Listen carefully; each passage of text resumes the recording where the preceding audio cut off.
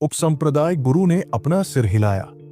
ये कहा जा सकता है कि 2 परिवार प्रमुखों और 7 मठ प्रमुखों का जाना उनके शाखा संप्रदाय की मूल शक्ति के लिए एक बड़ा झटका था। उपसंप्रदाय गुरु, आप जरूरत से ज्यादा सोच रहे हैं। एक संप्रदाय का अपना भाग्य होता है, ठीक वैसे ही जैसे एक व्यक्ति का अपना भाग्य होता है। आप किसी और का भाग्य नहीं बदल सकते। इस दुनिया में किसी की मदद करने में सिर्फ आप ही सक्षम हैं। खुद को एक उदाहरण के तौर पर इस्तेमाल करते हुए, हालांकि हो सकता है कि मेरी किस्मत खराब हो, जिसकी वजह से मुझे दूसरों से ज्यादा मेहनत करनी पड़े, मैं शिकायत नहीं करता। इंसान का भाग्य भाग्य से लिखा होता है, लेकिन भाग्य कोई ऐसी चीज नहीं जिसे बदला न जा सके। यह सिर्फ इस बात पर निर्भर करता है कि आप स्वर्ग के विरुद्ध लड़ना चाहते हैं या नहीं। अगर आप अपना भाग्य बदलना चाहते हैं तो आपको न सिर्फ स्वर्ग के विरुद्ध संघर्ष करना होगा, बल्कि आपको खुद के विरुद्ध भी संघर्ष करना होगा। अफसोस की बात है कि वे 2 परिवार प्रमुख और 7 मठ प्रमुख अपने दिलों के राक्षसों पर विजय नहीं पा सके और निगल लिए गए। राघव ने कंधे उचका दिए। हाँ, बिल्कुल सही कहा। सरोजनी ने कहा था कि तुम बहुत होशियार हो। अब मुझे समझ आया कि उसका क्या मतलब था। अगर तुम्हारी आत्मा तुम्हारे शरीर से मेल नहीं खाती, तो मुझे तो शक है कि तुम्हारे शरीर पर किसी राक्षस का कब्जा है। उपसंप्रदाय गुरु हंसा। उसे यह जानकर आश्चर्य हुआ कि राघव का सिद्धांत संप्रदाय के गुरु द्वारा बताए गए सिद्धांत से बहुत मिलता जुलता था। हालांकि विवरण अलग अलग थे, लेकिन उन्होंने जो व्यक्त किया वह आश्चर्यजनक रूप से एक जैसा था। उपसंप्रदाय गुरु, क्या आपको मेरी कोई जरूरत थी? राघव ने पूछा। यह सही है, आपने एक महान कार्य किया है। 4 भ्रष्ट फाउंडेशन फोर्जिंग विशेषज्ञों को मारकर हमारे दाओ संप्रदाय को एक बड़ा इनाम मिला है। जहां तक आपकी बात है, आप दाओ संप्रदाय में किसी भी खजाने की वस्तु को अपने व्यक्तिगत पुरस्कार के रूप में चुन सकते हैं। मुझे कंजूस होने का दोष मत दीजिए, क्योंकि संप्रदाय का इनाम अभी भी आवेदन प्रक्रिया में है। एक बार जब प्रमुख संप्रदाय इनाम भेज देगा तो आपको काफी अधिक दिया जाएगा। उप संप्रदाय मास्टर ने कहा। सच तो यह है कि 4 भ्रष्ट फाउंडेशन फोर्जिंग विशेषज्ञों की हत्या निश्चित रूप से धर्मी मार्ग को हिला देगी। यह मामला पहले ही रिपोर्ट किया जा चुका था, लेकिन इनाम आने से पहले उन्हें उच्च अधिकारियों द्वारा इसकी मंजूरी का इंतजार करना पड़ा।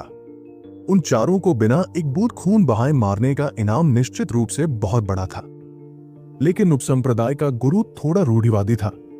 उसने अभी के लिए राघव को केवल एक खजाने की वस्तु देने का फैसला किया, लेकिन इनाम मिलने के बाद अतिरिक्त राशि राघव को दे दी जाएगी। तो फिर मैं वो भाला उठाऊंगा। राघव ने वह भाला मनोज के लिए चुना। आखिरकार मनोज ड्रैगन ब्लड लीजन के नेताओं में से एक था और उसे एक अच्छे हथियार की जरूरत थी। जहां तक लक्ष्मण की बात है, राघव ने उसे इतनी जल्दी इतना अच्छा हथियार न देने का फैसला किया। तलवार साधकों के लिए सबसे महत्वपूर्ण चीज उनके हथियार नहीं, बल्कि उनके दिल होते हैं। उपसंप्रदाय गुरु के यहां से लौटते समय राघव चौक से गुजर रहा था कि अचानक उसने एक तेज गर्जना सुनी। उसने आगे एक बड़ी भीड़ देखी। वो आवाज सुनकर राघव चौंका और खुश हुआ। वो आदमी आखिरकार लौट आया था। वो दौड़कर उसके पास गया। बोलो, मेरे भाई शर्मा की मृत्यु कैसे हुई? वो भयंकर दहाड़ अविश्वसनीय रूप से प्रभावशाली थी। ये किसी देवता की दहाड़ जैसी थी और इसने पूरे जुआनतियान दाओ संप्रदाय को हिलाकर रख दिया, यहां तक कि कई बार गूंजा भी। राघव ने शक्तिशाली आकाशीय हवाओं के बीच से अपना रास्ता बनाया। अनगिनत शिष्य सदमे से चीख उठे और पीछे हट गए। उसने एक विशालकाय व्यक्ति को देखा जो 3 मीटर से भी ज्यादा लंबा था और हाथ में हड्डियों का एक डंडा लिए हुए था। उसके सामने एक बड़ा गड्ढा था। उस गड्ढे के तल पर स्तब्ध अंशुल खड़ा था। उसके शरीर का निचला आधा हिस्सा अब पूरी तरह से गायब हो चुका था। वो उस विशालकाय को पूरी तरह से भयभीत होकर देख रहा था। तुम नहीं कहोगे तो फिर तुम ही हो जिसने भाई शर्मा को मारा है। मैं उसका बदला लूंगा। वो दानव वास्तव में लंबे समय से लापता सिद्धार्थ था। सिद्धार्थ के बाल उसके कंधों पर बिखरे हुए थे और उसने जानवरों की खाल पहनी हुई थी। उसके हाथ में एक विशाल हड्डी का डंडा था जो 4 मीटर लंबा और आदमी की जांघ जितना मोटा था। उसका पूरा शरीर जेड जैसा था और उस पर अजीब सी लकीरें थी। यह बताना नामुमकिन था कि वो हड्डी किस जानवर की थी। सिद्धार्थ हत्या का इरादा छोड़ रहा था। वो एक खूंखार बाघ जैसा लग रहा था और उसने बस अपना डंडा नीचे कर दिया। सीटी बजती हवाएं चलने लगी और अंशुल ये देखकर भयभीत हो गया कि वह एक भयानक शक्ति से पूरी तरह से घिरा हुआ था। उसके पास बचने का भी मौका नहीं था। वो बस अपनी आंखें बंद करके मौत का इंतजार कर सकता था। सिद्धार्थ, रुक जाओ। राघव डर के मारे उछल पड़ा। उसने सिद्धार्थ के इतने भयानक होने की उम्मीद नहीं की थी। अंशुल में जवाबी कार्रवाई करने की भी क्षमता नहीं थी। भाई लांग, सिद्धार्थ ने जल्दी से अपना हमला रोक दिया। सामने वाले को देखकर वह सिसकने लगा। वो सीधा आगे बढ़ा और राघव को कसकर गले लगा लिया। भाई शर्मा, तुम मरे नहीं हो। तुम मरे नहीं हो। इस कमीने ने मुझे धोखा देने की हिम्मत की। राघव के शक्तिशाली शारीरिक शरीर के बावजूद उसे ऐसा महसूस हो रहा था कि वह सिद्धार्थ की विशाल मांसपेशियों से कुचला जाएगा। साथ ही उसे समझ नहीं आ रहा था कि हंसे या रोए। यह आदमी बहुत ताकतवर हो गया था, पर उसकी बुद्धि जरा भी नहीं बढ़ी थी। वो अब भी बच्चे जैसा ही था। तुम्हारा भाई शर्मा अभी भी जिंदा है।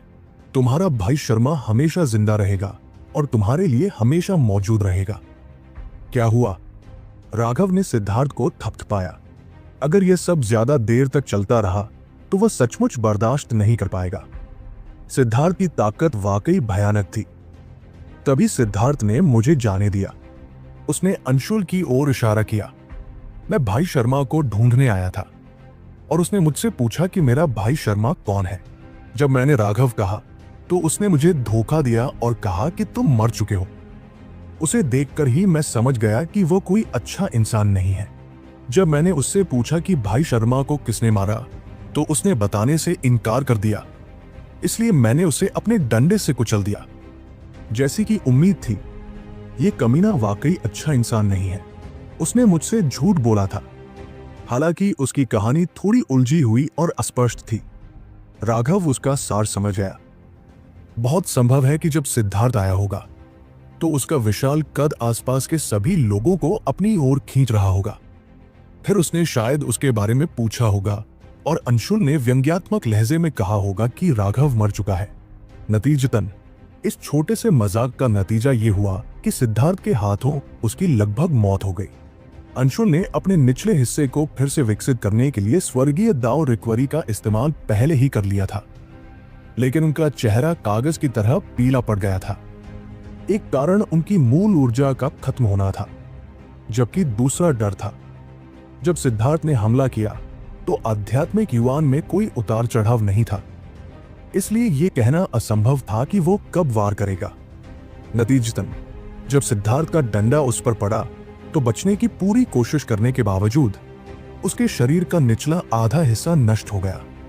इसके अलावा सिद्धार्थ का दूसरा हमला उसके बचाव की कोई भी कोशिश करने से पहले ही हो चुका था। अगर राघव न होता तो अंशुल मर चुका होता। राघव सिद्धार्थ की शक्ति देखकर चौंक गया। वह जानता था कि सिद्धार्थ साधना से शक्तिशाली नहीं बनता। उसे आध्यात्मिक क्यूई का संचार करना भी नहीं आता था। अब भी उसे यह नहीं पता था कि उसके शरीर में 5 मेरिडियन किस काम के हैं। उसकी सारी शक्ति उसके भौतिक शरीर पर केंद्रित थी। दूसरे लोग उसकी आभा से उसके अगले कदम का अंदाजा नहीं लगा सकते थे, क्योंकि आध्यात्मिक क्यूई में कोई उतार चढ़ाव नहीं था। जब कोई पहली बार सिद्धार्थ से लड़ता था तो उसे निश्चित रूप से कष्ट सहना पड़ता था। वरिष्ठ सोहम कहाँ है? राघव ने पूछा। उसे सोहम कहीं दिखाई नहीं दिए। मास्टर वो सिद्धार्थ की आंखों से फिर आंसू बहने लगे। आसपास के सभी लोग यह देखकर अजीब तरह से देखने लगे। सिद्धार्थ जैसा शक्तिशाली दानव सचमुच इतना रोएगा क्या? राघव के मन में एक बुरी भावना भर गई। यह क्या हुआ? अचानक उपसंप्रदाय गुरु की आवाज गूंजी। राघव चौंक पड़ा। उसने सोचा भी नहीं था कि यह मामला उपसंप्रदाय गुरु को परेशान कर देगा। उपसंप्रदाय गुरु को रिपोर्ट करते हुए, यह मेरा भाई है जो अभी अभी लौटा है। अंशुल ने उसके साथ मजाक किया था, लेकिन मेरे भाई का स्वभाव बच्चों जैसा है। और वो उस तरह का मजाक समझ नहीं पा रहा है, और परिणाम स्वरूप है ये वाकई शर्मनाक है। राघव ने बेबसी से कंधे उचका दिए। इस मामले के लिए सिद्धार्थ को दोषी नहीं ठहराया जा सकता। अगर किसी को दोषी ठहराना ही था तो वो अंशुल ही था, जिसकी इतनी घटिया जुबान थी। सिद्धार्थ का स्वभाव शुद्ध और सरल था। कोई जो भी कहता वो उस पर विश्वास कर लेता था। अंशुल के लिए ये बात ही काफी है कि उसने उसे नहीं मारा था कि वो अपने पूर्वजों की रक्षा के लिए उनका धन्यवाद करे। उपसंप्रदाय गुरु ने सिद्धार्थ को हैरानी से देखा। उसने इतना विशालकाय व्यक्ति पहले कभी नहीं देखा था। वह 3 मीटर से भी ज्यादा लंबा था और उसकी उभरी हुई मांसपेशियां विस्फोटक शक्ति से भरी थी। ऐसा लग रहा था मानो वो मानव रूप में कोई राक्षस हो। उपसंप्रदाय गुरु को भी भारी दबाव महसूस हुआ। सिद्धार्थ, उपसंप्रदाय गुरु को नमस्कार करो, राघव ने कहा। नमस्कार उपसंप्रदाय गुरु। ये अच्छी बात थी कि राघव ने सिद्धार्थ को कुछ सरल शिष्टाचार सिखाए थे और वो उन्हें अब भी याद करता था। ये उसके लिए पहले से ही आश्चर्यजनक था। अभी वापस जाओ, इतना उपद्रव मत करो। उपसंप्रदाय गुरु ने बड़े गड्ढे से पीले अंशुल की ओर देखा। इस समय उसके दिमाग में बहुत सी बातें थी और समय बिल्कुल नहीं था। उसे पहले ही एहसास हो गया था कि राघव मुसीबतें लाने वाला है। या तो वह दूसरों के लिए मुसीबतें खड़ी करता है या दूसरे उसके लिए मुसीबतें खड़ी करते हैं, लेकिन अंत में उसे ही इसके बाद की स्थिति संभालनी थी। तभी राघव सिद्धार्थ को वापस अपने शिविर में ले आया। उनकी पीठ देखकर सभी समझ गए कि 36वां महामहिम शायद एक जोरदार पलटवार करने वाला था। राघव पहले से ही काफी डरावना था। अब राघव से भी ज्यादा डरावना कोई था जिसने अपने डंडे के एक ही वार से अंशुल को लगभग मार ही डाला था। जब राघव और सिद्धार्थ पहुंचे तो पूरा ड्रैगन ब्लड लीजन खुशी से झूम उठा और सिद्धार्थ को गले लगाने के लिए आगे बढ़ा। लेकिन जब सिद्धार्थ ने मनोज को गले लगाया और उसकी खांसी लगभग खून की तरह बहने लगी तो उन्होंने अपनी खुशी का इजहार करने का तरीका बदलने का फैसला किया। सिद्धार्थ भी बेहद खुश था, इतना खुश कि उसकी आंखों से फिर से आंसू बहने लगे। राघव को भावनाओं का एक उफान महसूस हुआ। सिद्धार्थ भले ही विशालकाय हो, लेकिन सच तो यह है कि मानसिक विकास के मामले में वो अभी भी बच्चा ही था। इस बच्चे ने अपनी यात्रा में निश्चित रूप से काफी कष्ट सहे होंगे। जब सभी ने जश्न मनाना समाप्त कर लिया तो राघव ने ड्रैगन ब्लड लीजन के सभी सदस्यों को एक स्वागत भोज के लिए इकट्ठा किया। सरोजनी भी आ गई थी। सरोजनी ने अपने दिल को शांत किया और जुआनतियान दाओ संप्रदाय में बदलावों को स्वीकार कर लिया। राघव ने सिद्धार्थ से पूछा कि इस दौरान क्या हुआ था। सिद्धार्थ ने सबको एक अस्पष्ट व्याख्या सुनाई जिससे सभी हैरान रह गए। हालांकि सिद्धार्थ के कहानियां सुनाने के तरीके में निश्चित रूप से कुछ समस्याएं थी, फिर भी वे ज्यादातर बातें समझने में कामयाब रहे। जब सिद्धार्थ और सोहम ने पहला मठ छोड़ा तो वे शिकार करने एक जंगली जंगल में गए थे। यह जंगली जंगल सचमुच बंजर था। वहां कोई किसान नहीं था, लेकिन जादुई जानवर बहुतायत में थे। कहा जाता था कि जंगल के अंदर और भी ऊंचे दर्जे के जादुई जानवर रहते थे। सोहम सिद्धार्थ को खास उन्हीं जादुई जानवरों के लिए वहां लाया था। सिद्धार्थ के बढ़ने के लिए यह सबसे अच्छी जगह थी। एक जियांटियन विशेषज्ञ की निगरानी में सिद्धार्थ भी सुरक्षित रहेगा। सबसे पहले सोहम ने सिद्धार्थ के लिए सीधे जियांटियन जादुई जानवरों का शिकार किया और सिद्धार्थ ने जितने मारे उतने ही खा लिए। हर दिन के साथ उसकी शक्ति तेजी से बढ़ती जा रही थी। 1 महीने से भी कम समय में उसकी शक्ति एक जियांटियन जादुई जानवर के स्तर तक पहुंच गई थी। कभी कभी जब उनका सामना कुछ कमजोर जादुई जानवरों से होता तो सिद्धार्थ उन्हें अकेले ही मार सकता था। 2 महीने बाद सिद्धार्थ पूरी तरह से अकेले शिकार करने में सक्षम हो गया। लेकिन जब उनका सामना स्वर्गीय जियांटियन जादुई जानवरों से हुआ तो दोनों ने मिलकर उन्हें मार डाला। सिद्धार्थ की तेज प्रगति ने सोहम को अविश्वसनीय रूप से उत्साहित कर दिया। आधे साल से भी कम समय में सिद्धार्थ ने जितने जियांटियन जादुई जानवर खाए थे उनसे एक विशाल पर्वत बन सकता था। दूसरे लोग सचमुच समझ नहीं पा रहे थे कि सिद्धार्थ के पेट में क्या है। वो एक अथाह गड्ढे जैसा था।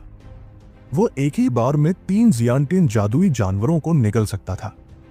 आधे साल बाद सिद्धार्थ की ताकत सोहम की समझ से कहीं ज्यादा बढ़ गई थी और उसकी त्वचा का रंग तांबे जैसा हो गया था। उसकी ताकत लगातार बढ़ती जा रही थी। उन दोनों ने समुद्री विस्तार वाले जादुई जानवरों पर नजरें गड़ानी शुरू कर दी, जिन्हें 7वीं श्रेणी के जादुई जानवर भी कहा जाता है। लेकिन वे स्वाभाविक रूप से साधारण जादुई जानवर थे, जिनकी तुलना नीले शल्क सिंह वाले बाज से नहीं की जा सकती थी।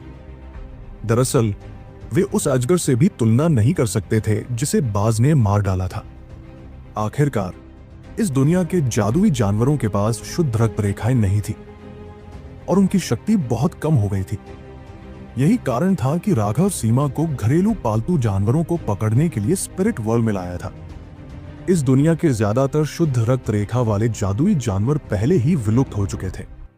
यद्यपि उनका पहली बार 7वें दर्जे के जादुई जानवर का शिकार करना खतरनाक था, लेकिन जब सिद्धार्थ ने सोहम के साथ मिलकर अपनी पूरी शक्ति का प्रयोग किया, तब भी वे उसे मारने में कामयाब रहे। ये सुनकर सब लोग दंग रह गए। उस समय वे अभी अभी जियांटियन क्षेत्र में दाखिल हुए थे, लेकिन सिद्धार्थ पहले ही 7वें दर्जे के जादुई जानवर को मारने में सक्षम हो चुका था। 7वें दर्जे के जादुई जानवरों के मांस के साथ सिद्धार्थ की शक्ति विस्फोटक रूप से बढ़ गई। तब तक सिद्धार्थ को जियांटियन जादुई जानवरों में कोई दिलचस्पी नहीं रही। वो उन्हें सिर्फ नाश्ते की तरह इस्तेमाल करता था। वो अपने खाने को लेकर बहुत ज्यादा नखरेबाज हो गया था। 7वीं श्रेणी के जादुई जानवरों का मांस उसे बहुत ज्यादा स्वादिष्ट लगता था। परिणाम स्वरूप वे दोनों और अधिक 7वीं श्रेणी के जादुई जानवरों की तलाश में जंगल में और भीतर चले गए, लेकिन वहां 7वीं श्रेणी के जादुई जानवर कम थे और वे उनमें से केवल 3 को ही ढूंढ पाए। उनमें से एक अविश्वसनीय रूप से शक्तिशाली था। सिद्धार्थ को हराने में असमर्थ वो वास्तव में भाग गया। उसका पीछा करते हुए सिद्धार्थ और सोहम का सामना लोगों के एक समूह से हुआ। वो सिद्धार्थ के जीवन का सबसे दर्दनाक दिन था। उस दिन की यादें उसे कभी नहीं भूल पाएंगी, क्योंकि यही वह दिन था जब सोहम उसे हमेशा के लिए छोड़ गया था। जिस समूह से उनका सामना हुआ था वो भ्रष्ट मार्ग के विशेषज्ञ थे। दोनों पक्षों में घमासान युद्ध शुरू हो गया था, लेकिन वे ये देखकर हैरान रह गए कि अनगिनत विशेषज्ञ लगातार आगे बढ़ रहे थे। सरोजनी ने अनुमान लगाया कि सिद्धार्थ और सोहम ने गलती से भ्रष्ट पथ के गढ़ों में से एक को खोज लिया था। भ्रष्ट मार्ग के कई गुप्त गढ़ थे जो पूरी दुनिया में छिपे हुए थे। धर्म मार्ग ने उनसे कई वर्षों तक संघर्ष किया था, लेकिन वे अपने असली छत्ते का पता लगाने में असमर्थ रहे थे। अपने मुख्य गढ़ के अलावा उनके आसपास अनगिनत गढ़ फैले हुए थे। सच तो यह है कि ये सभी गढ़ परिवहन संरचनाएं थी। वे लोगों को अपने मुख्य गढ़ से इन छोटे गढ़ों तक पहुंचा सकते थे। इससे उन्हें पूरे देश में अपने खतरनाक पंजे फैलाने का मौका मिल जाता था। संभवतः जब सिद्धार्थ उनसे टकराया, तब भ्रष्ट पथ किसी तरह के ऑपरेशन की सोच रहा था।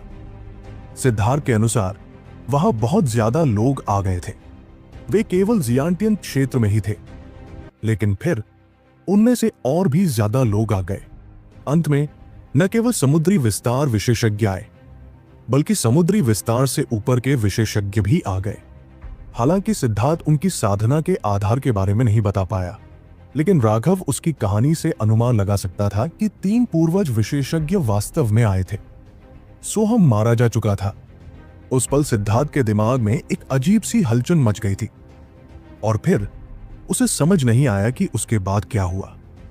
जब वो उठा तो उसने देखा कि उसके आसपास के सभी लोग मर चुके थे और जमीन पूरी तरह से तबाह हो चुकी थी। वहां अनगिनत बड़े बड़े पैरों के निशान भी थे जो बेहद डरावने लग रहे थे। एक अवर्णनीय भूख की भावना ने उसे जकड़ लिया था। उसे लग रहा था जैसे उसमें बिल्कुल भी ऊर्जा नहीं बची है। उस बेहद कमजोर हालत में वो अपनी ऊर्जा को फिर से भरने के लिए जंगल में शिकार करने की कोशिश कर रहा था। सोहम की मौत ने सिद्धार्थ को लंबे समय तक दुख में डुबोए रखा। उसने युद्ध के मैदान में कई बार खोजबीन की, लेकिन उसे उसकी लाश नहीं मिली। अंत में वो बस घर लौटने का कोई रास्ता सोचने की कोशिश कर रहा था, लेकिन सिद्धार्थ को वापस जाने का रास्ता बिल्कुल नहीं पता था। वह पूर्व और पश्चिम में भी फर्क नहीं कर सकता था। अगर उसके पास नक्शा भी होता तो वह उसे पढ़ नहीं पाता था। परिणाम स्वरूप वो केवल जंगल में ही भटक सकता था। अपनी ऊर्जा पुनः प्राप्त करने के लिए लगातार जादुई जानवरों को मारता रहता था। अंततः उसका सामना संकट में फंसे साहसी लोगों के एक समूह से हुआ। उसने उन पर हमला करने वाले जादुई जानवर को मारकर उनकी जान बचाई। वे उसके प्रति अत्यंत कृतज्ञ थे, इसलिए उन्होंने अपनी यात्रा रोक दी और सिद्धार्थ को पहले मठ में भेज दिया। चूंकि पहला मठ अभी निर्माणाधीन था, इसलिए उसे 36वें महामठ में भेज दिया गया। वहां अस्थाई मठ प्रमुख ने आखिरकार सबक सीख लिया था, क्योंकि उसके गुप्ता परिवार के मुखिया की हत्या कर दी गई थी। अब वह कोई भी उपद्रव करने की हिम्मत नहीं कर सकता था और उसने आज्ञाकारी रूप से सिद्धार्थ को एक पहचान पत्र दिया और उसे परिवहन दल में भेज दिया। इस प्रकार सिद्धार्थ जुआनतियान दाओ संप्रदाय में पहुंच गया। वहां पहुंचते ही उसके चारों ओर भीड़ जमा हो गई, क्योंकि उसका कद वाकई चौंकाने वाला था। किसी ने उससे पूछा कि क्या वो किसी को ढूंढ रहा है, और सिद्धार्थ ने आज्ञाकारी ढंग से कहा कि वह अपने राघव को ढूंढ रहा है। जब किसी और ने उससे पूछा कि उसका राघव कौन है, तो उसने जवाब दिया कि वह राघव है। परिणाम स्वरूप वो मूर्ख अंशुल आया और कहा कि राघव पहले ही मर चुका है। सच तो यह था कि वो गुस्से में बोल रहा था, लेकिन सिद्धार्थ ने इन शब्दों को सच मान लिया था। सोहम को खोकर वह अपना गुस्सा नहीं रोक पाया। इसी वजह से ये घटना घटी। सरोजनी अवाक रह गई। सचमुच राघव के अलावा कोई भी सामान्य इंसान नहीं था। इस भयानक दानव के पास इतनी अपार शक्ति थी, फिर भी वह एक बच्चा ही था। मूर्ख बच्चे, मैंने तुमसे क्या कहा था? तुम्हारा राघव सबसे ताकतवर है और कभी नहीं मरेगा, राघव ने कहा। मुझे पता है, लेकिन गुरुजी, मैं डर गया था। सिद्धार्थ की आंखें लाल हो गई जब उसने सड़क पर भूख से तड़पते हुए राघव को देखा था। तो राघव उसका एकमात्र परिवार बन गया था। किसी ने भी उसके साथ इतना अच्छा व्यवहार नहीं किया था। बाद में सोहम उसका मालिक बन गया था और उसने उसे अपने बच्चे की तरह पाला था। उस असीम देखभाल ने उसे गहराई से छू लिया था। फिर अपने मालिक को खो देने के बाद वो इस डर से भर गया था कि उसका इकलौता परिवार भी उससे छीन लिया जाएगा। ठीक है, चलो इस बारे में बात नहीं करते। तुम्हें ये क्लब कहां से मिला? राघव ने पूछा। मेरी पुरानी गदा युद्ध में टूट गई थी। ये मुझे एक गुफा में मिली थी। इसका आकार बिल्कुल सही है और ये काफी भारी भी है। ये वाकई बहुत बढ़िया है। सिद्धार्थ ने हड्डी वाली गदा राघव को दे दी। राघव को वह डंडा मिला और उसने पाया कि वो बहुत भारी था। वो हड्डी जैसा बिल्कुल नहीं, बल्कि ठंडी धातु जैसा लग रहा था। ऐसा लग रहा था कि ये दरारों से ढका हुआ है, लेकिन वास्तव में वे रेखाएं थी जो अजीब उतार चढ़ाव पैदा कर रही थी। ये हड्डी अत्यंत शक्तिशाली है। इसमें प्राकृतिक ऋण है जिनका उपयोग जादुई कलाओं को सक्रिय करने के लिए किया जा सकता है। इसके अलावा ऐसा लगता है कि ये किसी प्रकार की ऊर्जा को अवशोषित करने और जागृत होने की प्रक्रिया में है। सरोजनी ने आश्चर्य से हड्डी को देखा। आखिरकार एक मठ प्रमुख के रूप में उसके पास राघव जैसे नौसिखियों से कहीं ज्यादा अनुभव था। उसने तुरंत हड्डी की विचित्रता को पहचान लिया। अपने मूल रूनों और सार रक्त को अस्थि मज्जा में विलीन करने में सक्षम होना और अनगिनत वर्षों तक अपनी आध्यात्मिकता को क्षीण हुए बिना गुजरना, ये हड्डी जिस भी जानवर की है वह निश्चित रूप से अत्यधिक शक्तिशाली थी। सिद्धार्थ वास्तव में मूर्खों की तरह भाग्यशाली है, सीमा ने प्रशंसा की। अपनी प्रशंसा सुनकर सिद्धार्थ मूर्खतापूर्ण हंसी हंसा। अब जब वह सबके साथ था तो वो अपने सरल और ईमानदार स्वभाव में लौट आया। मठ प्रमुख, क्या सिद्धार्थ अमर पथ में भाग ले सकता है? राघव ने पूछा। बिल्कुल, सभी दिव्य स्तर के विशेषज्ञ इसमें भाग ले सकते हैं। आपको दिव्य होना जरूरी नहीं है। जब तक आपकी युद्ध शक्ति उस स्तर तक पहुंच गई है, आप इसमें भाग ले सकते हैं। इसके अलावा हमारे सुपरमठ में परीक्षणों के दौरान आपके प्रदर्शन के लिए कुछ अतिरिक्त स्थान है। आप अन्य लोगों को भी ला सकते हैं, सरोजनी ने कहा। बॉस, ये सुनकर कई दस्ते के नेता खड़े हो गए। जाहिर है वे भी अमर पथ में प्रवेश करना चाहते थे। लेकिन राघव ने अपना सिर हिला दिया। तुम इसके बारे में बहुत ही साधारण सोच रहे हो। अगर वे धब्बे वाकई इतने अद्भुत होते तो तुम उन्हें पा भी नहीं पाते। यहां तक कि दिव्य प्राणी भी अनादि पथ पर जीवित नहीं रह पाते। अगर साधारण शिष्य भी प्रवेश कर जाते तो वे सचमुच तोप के चारे से भी कम होते। ये सही है, अंदर का खतरा आपकी कल्पना से कहीं ज्यादा है। अगर आप दिव्य प्राणी भी होते तो भी आपको हर समय बेहद सावधान रहना पड़ता, वरना आपकी जान भी जा सकती थी। सरोजनी ने कहा। उन दस्ते के नेता निराश हुए बिना नहीं रह सके, लेकिन वे राघव के आदेशों की अनदेखी हरगिज नहीं कर सकते थे। चिंता मत करो, वहां से वापस आते ही हम तुम्हारे लिए सारे खजाने जरूर लाएंगे। बॉस के लिए चीजें मुश्किल मत बनाओ। बॉस मुझे अंदर लाने के बारे में सोच भी नहीं रहे थे, क्योंकि ये बहुत खतरनाक है। अगर तुम में से कोई भी मर गया तो क्या हमारी सेना हमेशा के लिए अधूरी नहीं हो जाएगी? मनोज ने कहा। तभी सबने सिर हिलाया, यहां तक कि मनोज जैसे स्तर के किसी व्यक्ति को भी राघव लाने में हिचकिचा रहा था। उनमें शिकायत करने लायक कोई योग्यता नहीं थी। अनंत मार्ग खुलने में अभी कुछ समय है। हमें अपनी साधना का आधार बढ़ाने पर ध्यान देना चाहिए, खासकर मुझ पर। अभी मेरी साधना का आधार सबसे कम है, राघव कड़वी मुस्कान के साथ बोला। इतने समय के बाद राघव का साधना आधार केवल 5वें स्वर्ग चरण तक ही पहुंच पाया था। ड्रैगन ब्लड सेना के बाकी सदस्यों की बात करें तो सबसे कमजोर व्यक्ति भी 8वें स्वर्ग चरण तक पहुंच चुका था। अधिकांश लोग 9वें स्वर्ग चरण तक पहुंच चुके थे, जबकि मनोज जैसे कप्तान पहले ही समुद्री विस्तार की सीमा को छू चुके थे। सिद्धार्थ ने लौटने पर काफी देर तक सभी के साथ उत्साहपूर्वक जश्न मनाया, लेकिन कुछ देर बाद वो गहरी नींद में सो गए। सिद्धार्थ के लिए एक कमरा तैयार करने के बाद राघव ने भी साधना शुरू कर दी। उसने अपनी साधना का आधार बढ़ाने के लिए गोलियों का शोधन शुरू किया। हालांकि ज्ञानोदय महल की गोलियों का सेवन करने से भी उसकी साधना का आधार बढ़ सकता था, लेकिन यह बहुत धीमी थी। ज्ञानोदय महल की गोलियों की अधिकांश औषधीय ऊर्जा तारे द्वारा अवशोषित कर ली गई। इसका 10वां हिस्सा भी उसकी साधना के आधार को बढ़ाने में खर्च हुआ। इसके अलावा राघव के पास दूसरों की तुलना में आगे बढ़ने के लिए ज्यादा स्तर थे।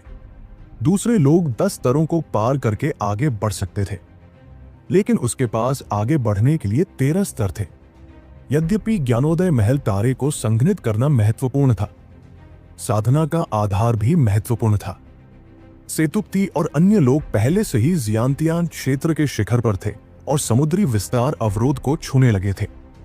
यदि वे सभी आगे बढ़े और अपने क्यूई समुद्रों का विस्तार करें, जिससे उनके आध्यात्मिक युवान भंडार 100 गुना से अधिक बढ़ जाए, तो उनकी वर्तमान श्रेष्ठता गायब हो जाएगी। राघव कड़वी मुस्कान के साथ मुस्कुराने से खुद को रोक नहीं पाया। उसकी साधना का आधार और शक्ति स्पष्ट रूप से बढ़ती जा रही थी, लेकिन उसे अभी भी आराम नहीं मिल पा रहा था। उसे सांस लेने का भी समय नहीं मिल रहा था। निगले जाने से बचने के लिए वो अपनी जान जोखिम में डाल सकता था। राघव के पास ज्ञानोदय महल के तारे को संघनित करने की गति धीमी करने के अलावा कोई विकल्प नहीं था। उसने तारे को संघनित करने के साथ साथ अपनी साधना का आधार बढ़ाने का भी फैसला किया। शीन की मदद से राघव को बस ये सुनिश्चित करना था कि उसका पेट भर जाए। समय तेजी से बीतता गया और पलक झपकते ही 1 महीने से ज्यादा का समय बीत गया। राघव ने इतनी गोलियां खा ली थी कि उसे उल्टी होने ही वाली थी। उसे ऐसा लग रहा था जैसे हिचकी लेते समय उसके मुंह से कोई औषधीय सुगंध निकल रही हो, लेकिन इतनी देर तक उस औषधीय सुगंध को सूंघने के बाद उसे अब उसकी गंध भी नहीं आ रही थी। अपनी दृढ़ इच्छा शक्ति के बावजूद उसे लग रहा था कि वह पागल हो जाएगा, लेकिन उसने सचमुच कुछ बड़ी उपलब्धियां हासिल कर ली थी। ज्ञानोदय महल सितारा पूरी तरह से संघनित हो चुका था और 9 सितारा परिवर्तनों में से दूसरे परिवर्तन से गुजर चुका था। उसकी साधना का आधार लगातार आगे बढ़ रहा था और अब वह 9वें स्वर्ग स्तर पर था। इतनी जल्दी 4 छोटे लोगों की प्रगति सचमुच चौंकाने वाली थी। हालांकि राघव को अपनी नींव के डगमगाने का डर नहीं था। अगर वह सचमुच गोलियां खाने में असमर्थ न होता तो भी वह आगे बढ़ता रहता। उसे भविष्य में गोलियां खाने के लिए खुद को तैयार करना था, क्योंकि वे कैंडी में थी। एकांतवास से बाहर निकलते ही राघव ने पाया कि सीमा और नेहा भी लौट आए थे। इस दौरान वे दो नीले शल्क सिंग वाले चीलों को पाल रहे थे। वे पहले ही चौथे स्थान पर पहुंच चुके थे। राघव के पास जानवरों को काबू करने वालों की शक्ति की प्रशंसा करने के अलावा कोई विकल्प नहीं था। वे वास्तव में उन्हें इतनी जल्दी पालने में सक्षम थे। राघव ने इस बारे में सोचा और उसने 9 स्पाइक छिपकली की लाश नेहा को देने का फैसला किया। वह उसे अपने पक्षियों के चारे के रूप में इस्तेमाल कर सकती थी। जहां तक परिपक्व नीले शल्क सिंग वाले बाज की बात है, राघव ने उसकी लाश सिद्धार्थ को देने का फैसला किया। उस बच्चे को मांस की जरूरत थी। दिन गिनते हुए अनादि पथ जल्द ही खुलने वाला था। राघव ने साधना जारी न रखने और थोड़ा आराम करने का फैसला किया। आखिरकार इतनी तनावग्रस्त नसें साधना के लिए अच्छी नहीं थी। कुछ छोटी छोटी नहरों से होते हुए राघव को पता चला कि जुआनतियान दाओ संप्रदाय के उत्तरी भाग में एक तालाब है। उस तालाब में एक तरह की कीमती मछली थी जो बेहद स्वादिष्ट थी। राघव ने चुपके से कुछ मछलियां पकड़कर उन्हें खाने का फैसला किया। जुआनतियान दाओ संप्रदाय के उत्तरी भाग में एक अत्यंत एकांत और शांत कुंड था, लेकिन शिष्यों को इस स्थान में प्रवेश की अनुमति नहीं थी। हालांकि राघव चुपके से गार्डों से बच निकला। झील बस कुछ ही मील चौड़ी थी। पानी बेहद साफ था, लेकिन तल देखना नामुमकिन था क्योंकि वो बहुत गहरा था। अफवाह थी कि वह जमीन के नीचे समुद्र तक पहुंचता था, लेकिन किसी को भी यह समझ नहीं आया कि वो भूमिगत समुद्र क्या था। इस तालाब में एक विशेष प्रकार की मछली पाई जाती थी जिसे सिल्वर आई मछली के नाम से जाना जाता था। इस मछली के कोई शल्क नहीं थे और उसकी पीठ पर 3 लाल धब्बे थे। सच तो यह था कि ये लाल धब्बे उसकी संवेदी अंग थे। उसकी चांदी जैसी आंखें कुछ भी नहीं देख पाती थी। शायद हमेशा इतनी गहराई में रहने की वजह से उनकी आंखें खराब हो गई थी। सीमा ने उसे पहले ही बता दिया था कि सिल्वराई मछली इतनी स्वादिष्ट होती है कि देवता भी उसे खाने के लिए लालायित रहते हैं। यह आत्मा के लिए भी लाभदायक होती है। राघव ने अपनी लार गटक ली। बस इसके बारे में सोचते ही उसके मुंह में पानी आ गया। ऐसा लग रहा था कि अब वो सिद्धार्थ से बिल्कुल अलग हो गया था। सिद्धार्थ में स्वाद की कोई भावना ही नहीं थी। उसे इस बात की भी परवाह नहीं थी कि वह जो खा रहा है वो कच्चा है या पका हुआ। जब तक उसमें पर्याप्त ऊर्जा थी, उसे स्वाद की परवाह नहीं थी। पहले तो राघव उसे इस तरह कच्चा खाना खाते देखने का आदी नहीं था, लेकिन अब उसे इसकी आदत हो रही थी। सिद्धार्थ चीजें बहुत जल्दी जल्दी खाता था और अगर उसे खाना पकने का इंतजार करना पड़ता तो वो भूखा मर जाता। इसलिए अब सिद्धार्थ आमतौर पर अकेले में खाना खाता था। राघव ने आगे कुछ झाड़ियां देखी। उसने सोचा कि मछली पकड़ने के लिए ये एक अच्छी जगह होगी। ओह, राघव ने अभी झाड़ियों को खोला ही था कि उसने एक युवती को तालाब में मछली पकड़ते देखा। वो पलटकर उसकी तरफ देखने लगी। वो 17 या 18 साल की लग रही थी। उसके बाल स्वाभाविक रूप से कमर तक लहरा रहे थे। उसकी लंबी सुडौल भौहें और सुंदर फीनिक्स जैसी आंखें थी। वो बेहद सुंदर और सहज थी, बिल्कुल किसी कुलीन परिवार की बच्ची जैसी। अपनी साधना के उतार चढ़ाव के कारण वह भी जियांटिन राज्य में थी। उसने राघव को अजीब नजरों से देखा। राघव को भी ये अजीब लगा कि कोई ऐसा भी है जो उसकी तरह यहां चुपके से मछली पकड़ रहा होगा। ओह, छोटी बहन, नमस्ते। क्या संयोग है। अकेले मछली पकड़ना कितना उबाऊ है। तो कैसा रहेगा अगर ये बड़ा भाई तुम्हारे साथ हो, राघव ने कहा। छोटी बहन। उस युवती ने उसे अजीब नजरों से देखा। उसने पूछा, यह जगह शिष्यों के लिए वर्जित है। क्या तुम्हें डर नहीं लगता कि अगर किसी ने तुम्हें देख लिया तो तुम्हें कैद कर लिया जाएगा? अगर तुम्हें डर नहीं लगता तो मुझे क्यों डर लगेगा? राघव ने अपना सिर हिलाया। क्या यह सिर्फ मछली पकड़ने का मामला नहीं था? यह कोई बड़ी बात नहीं थी। इसके अलावा वे अमर पथ पर जाने वाले थे।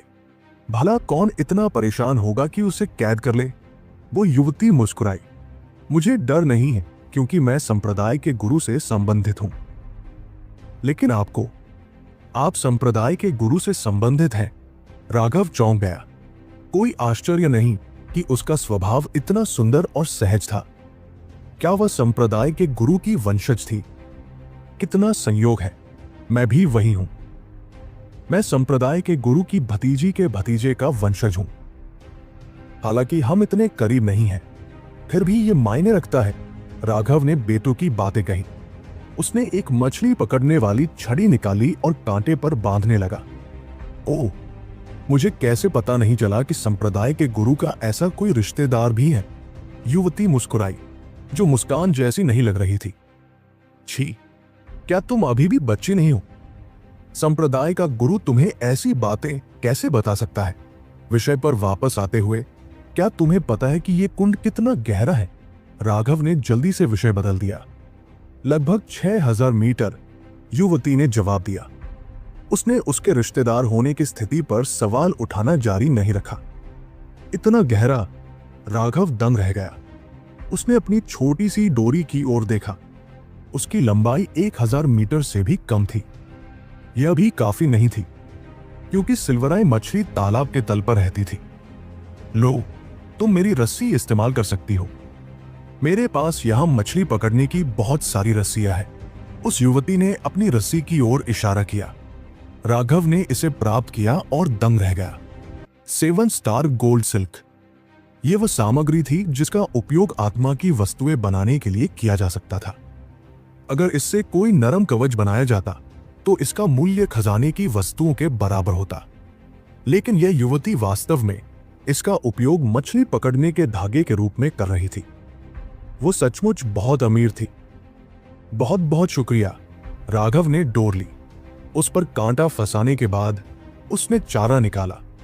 हवा में खुशबू की एक लहर फैल गई। युवती ने पूछा, ये कैसा चारा है? ये एक खास चारा है जो मैंने सिल्वराई मछली को फंसाने के लिए बनाया है।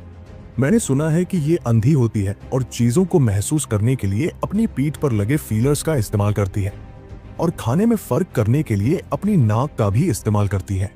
यह मैंने 7वीं श्रेणी के जादुई जानवरों के तेल से बनाया है। ये जरूर इसे अपनी ओर खींच पाएगी, राघव ने आत्मविश्वास से कहा। उसने उसे भी कुछ चारा दिया। अगर मैं बदले में कुछ न दूं तो यह अशिष्टता होगी। तुम मेरा चारा आजमा सकती हो। उसे चारा तो मिल गया, लेकिन उसने तुरंत अपना चारा नहीं बदला। ऐसा इसलिए था क्योंकि अपनी लाइन निकालना बहुत ही परेशानी भरा काम था। राघव ने धीरे से अपनी डोरी छोड़ी, लेकिन इतने गहरे तालाब में उसे तल तक पहुंचने में काफी समय लग गया। उसने पूछा, तुम कब से यहां मछली पकड़ रहे हो? कितनी मछलियां पकड़ी हैं? स्वाद कैसा है? मैं यहां कभी कभार मछली पकड़ने आती हूं, लेकिन मैं मछली खाने नहीं, बल्कि अपने दिल को सुकून देने आती हूं। जहां तक स्वाद की बात है, मैंने इसे 7-8 बार खाया है। इसका स्वाद आपके अनुमान से भी बेहतर है। एक बार जब आप एक मछली पकड़ लेंगे तो आपको पता चल जाएगा। वो मुस्कुराई। मैं नीचे पहुंच गया हूं। राघव को लगा कि उसकी रस्सी हल्की हो गई है। उसने ऊंचाई थोड़ी कम कर दी और उसे जमीन से 3 मीटर ऊपर छोड़ दिया। आप राघव हैं? युवती ने अचानक बोलने की पहल की। हाँ, और आप? मैं अक्षरा, उसने एक पल की हिचकिचाहट के बाद जवाब दिया। आह, ये सही है। आप परीक्षण में क्यों नहीं थे? राघव ने अचानक कहा। मैं इतनी ताकतवर नहीं हूं। अगर मैं संप्रदाय के गुरु के रिश्तेदार भी हूं तो भी मुझे विशेष सुविधा नहीं मिल सकती, उसने बेप्सी से कहा। कोई बात नहीं, चिंता मत करो। तुम्हारा बड़ा भाई आगे से तुम्हारा ध्यान रखेगा। अगर कोई तुम्हें परेशान करे तो बस मेरा नाम ले लेना। मैं तुरंत आकर उनका सिर फोड़ दूंगा। राघव ने अपनी छाती थपट पाई। हाँ, ये अच्छा है। अपना वादा निभाओ। वो हंसी। चिंता मत करो। मेरे होते हुए 4 स्वर्गीय प्रतिभाशाली लोग भी तुम्हें धमकाने की हिम्मत नहीं कर पाएंगे। यह मत सोचो कि सिर्फ इसलिए कि तुम संप्रदाय के गुरु से संबंधित हो सब कुछ आसान हो जाएगा। आखिरकार किसी भी प्रतिष्ठित व्यक्ति को हमेशा अपने सभी कार्यों पर सावधानी पूर्वक विचार करना पड़ता है, भले ही वो तुम्हारे लिए हो। संप्रदाय के गुरु को अभी भी विचार करना होगा कि इसे कैसे निष्पक्ष रखा जाए। लेकिन अगर किसी ने तुम्हें धमकाने की हिम्मत की तो मैं तुरंत उसके मुंह पर थप्पड़ मार दूंगा। राघव ने अपने हाथ से थप्पड़ मारने का इशारा भी किया, जिससे अक्षरा मुस्कुरा दिया। आह, उसने चारा ले लिया और इतनी जल्दी। राघव को अचानक लगा कि उसकी डोरी भारी हो गई है। वो लगभग पानी में खिंच गया था कि अचानक उसकी नजर उस पर पड़ गई। अक्षरा ने चौंक कर उसे जल्दी से वापस खींच लिया। लगता है इस बार कोई बड़ी मछली होगी। राघव ने खुद को स्थिर किया। वो अविश्वसनीय रूप से उत्साहित था। अपनी दिव्य इंद्रियों को कुंड में मत भेजो। वहां विशेष पत्थर हैं जो तुम्हारी आध्यात्मिक शक्ति को तुरंत समाप्त कर देंगे। अक्षरा ने उसकी हरकतें देखकर चेतावनी दी। राघव ने जल्दी से अपनी दिव्य अनुभूति वापस ले ली। अब वह समझ नहीं पा रहा था कि मछली कितनी बड़ी थी, या वह सिल्वराई मछली खींच रहा था या कुछ और। बस एक बात थी कि राघव ने पाया कि जो भी था वो बेहद मजबूत था। तुमने पहले जो सिल्वराई मछली पकड़ी थी वो कितनी बड़ी थी? छोटे वाले आधे फुट के थे, जबकि बड़े वाले 3 फुट के थे। खिंचाव इतना मजबूत होने का एकमात्र कारण उनकी गहराई है, अक्षरा ने कहा। चाहे यह कितना भी बड़ा क्यों न हो, यह इतना शक्तिशाली नहीं हो सकता। यह शक्ति 6ठे दर्जे के जादुई जानवर के स्तर की है। राघव अवाक रह गया। यह शक्तिशाली खिंचाव बल बहुत ज्यादा था। अगर कोई और होता तो शायद इसकी ताकत से घायल हो जाता। आप मुझे इसे आजमाने देंगे? अक्षरा ने पूछा। यह कोई मायने नहीं रखता कि कौन है। अभी बल प्रयोग करने का समय नहीं है। यह चीज जो भी हो, यह लगातार जमीन खोदने की कोशिश कर रही है। अगर आप बल प्रयोग करेंगे तो डोरी टूट जाएगी। हम इसके साथ सिर्फ सहन शक्ति की लड़ाई लड़ सकते हैं। उम्मीद है कि रेशम काफी देर तक टिका रहेगा। राघव ने धीरे से डोरी छोड़ दी। जब उसने डोरी छोड़ी तो डोरी का खिंचाव कम हो गया। फिर उसने धीरे धीरे उसे वापस खींचना शुरू किया। यह मछली पकड़ने वाली छड़ी अर्जुन ने किसी खजाने की वस्तु के टुकड़ों से बनाई थी। राघव को इस पर पूरा भरोसा था। उसे बस रेशम की ही चिंता थी। आखिरकार उसके पास सिर्फ एक ही रेशा था और उसे डर था कि अगर उसे किसी पत्थर या ऐसी ही किसी चीज से खींचा गया तो वह टूट जाएगा। 2 घंटे बाद उसे लगा कि उसने जो भी कांटा फंसाया था उसकी ताकत कमजोर हो गई है। उसने धीरे धीरे डोरी को और अंदर खींचा। पानी में एक विशालकाय आकृति को उभरता देख राघव और अक्षरा दोनों चौंक गए। वो 10 मीटर लंबी एक विशाल मछली थी। उसमें से एक सुनहरी रोशनी निकल रही थी और उसकी आंखें चांदी की नहीं बल्कि सोने की थी। दरअसल पूरी मछली सोने की बनी हुई लग रही थी। क्या यह सचमुच सिल्वराई मछली है? राघव ने पूछा। हाँ, यह है, लेकिन यह एक मछली राजा है। भगवान, अपने सभी वर्षों में मैंने कभी मछली राजा नहीं खाया, अक्षरा ने कहा। राघव ने अपने हाथ से मछली को बेहोश कर दिया। उसे किनारे पर खींचकर दोनों ही बेहद उत्साहित थे। छोटी बहन की, चलो मैं तुम्हें भुनी हुई मछली खिलाऊंगा, राघव ने मछली को थपथपाते हुए हंसते हुए कहा। अक्षरा हंस पड़ी। उसकी मुस्कान थोड़ी अजीब थी, लेकिन राघव ने ध्यान नहीं दिया। मैं अभी इस मछली को चुपके से ले आता हूं और फिर हम इसे खाने के लिए कोई गुप्त स्थान ढूंढ लेंगे, राघव ने कहा। इन सब की कोई जरूरत नहीं है। यहां से कुछ ही दूरी पर एक सुंदर लॉन है जहां से खूबसूरत नजारे दिखते हैं, और मेरे होते हुए संप्रदाय के गुरु के अलावा कोई भी हमारे लिए मुश्किलें खड़ी करने की हिम्मत नहीं कर सकता। अक्षरा ने हाथ हिलाया। यह भी बढ़िया है, फिर हम इसे यहीं पकाएंगे। लीजिए, मैं मछली को अभी तुम्हारे पास छोड़ता हूं। कुछ अच्छी जलाऊ लकड़ी तैयार कर लीजिए। इस तरह की मछली के लिए हमें इसके स्वाद के अनुरूप उच्च श्रेणी की जलाऊ लकड़ी की आवश्यकता होगी। मछली राजा को अक्षरा को सौंपने के बाद राघव सीमा और नेहा को लेने के लिए वापस चला गया। अक्षरा को देखते ही नेहा चिल्लाई, राघव, मैं सच में तुम्हारी बहुत प्रशंसा करती हूं। मछली पकड़ते करते तुमने एक छोटी बहन को भी पकड़ लिया। तुम सच में एक साथ कई काम करना जानती हो। वानर, सीमाई ने उसकी ओर घूर कर देखा।